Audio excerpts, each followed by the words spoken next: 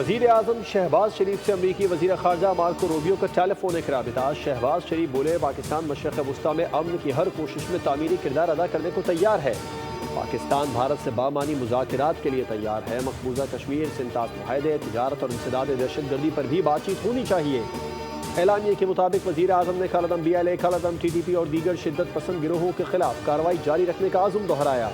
وزیر اعظم نے field marshal Asim Munir کی صدر ٹرمپ سے ملاقات کو مثبت قرار دیا۔ ٹرمپ کو دورے کی دعوت دہرائی۔ امریکی وزیر خارجہ کو بھی جلد پاکستان کے دورے کی دعوت۔ امریکی وزیر خارجہ نے پاکستان کی انسداد دہشت گردی کی کوششوں کو سراہا۔ کہا ایران اسرائیل بحران میں پاکستان امن کے لیے مؤثر کردار ادا کر سکتا ہے۔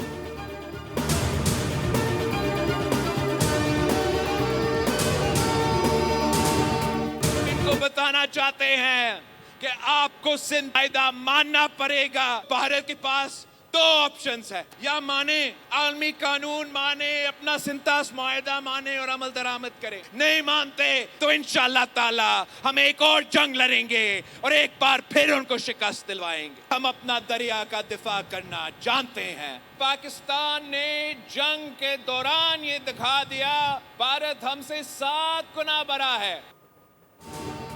کامیاب سفارتکاری کے بعد بلاول بھٹو کی وطن واپسی۔ کراچی ایئرپورٹ پر شاندار استقبال۔ سفارتی وفد کے سربراہ بلاول بھٹو نے مجمع سے خطاب میں کہا کہ بھارت سنتاس معاہدہ تسلیم نہیں کرتا تو پاکستان سے ایک اور جنگ لڑے ہم دوبارہ اسے شکست دیں گے۔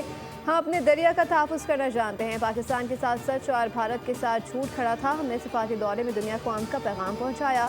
جگہ جگہ کشمیر کا مسئلہ اجاگر کیا گیا۔ جنگ ہارنے کے بعد بھارت کی کوشش تھی کہ ہمیں سفارتی محاذ پر شکست دے، مگر ہم نے اپنی مؤثر مہم کے ذریعے بھارت کو سفارتی محاذ پر بھی شکست دی۔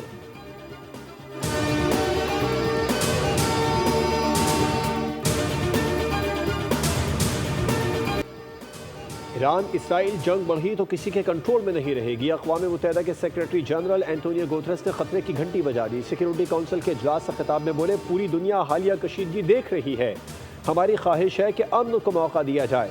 سربراہ IAEA رافیل ماریانو گروسی نے کہا کہ ایران کی جوہری تنصیبات پر حملوں سے سنگین خطرات لاحق ہیں۔ ایران کے نیتنز ریکٹر میں کیمیائی اور تابکاری آلودگی کے امکانات ہیں۔ چین نے یورپی ممالک اور ایران کے درمیان جنیوا میں ہونے والے مذاکرات کا خیر مقدم کیا۔ مندوب بولے مذاکرات ہی واحد حل ہے۔ روسی مندوب نے کہا کہ ایران اور اسرائیل کے درمیان کشیدگی پر گہری تشویش ہے۔ دونوں کے درمیان سیز فائر وقت کی اہم ضرورت ہے۔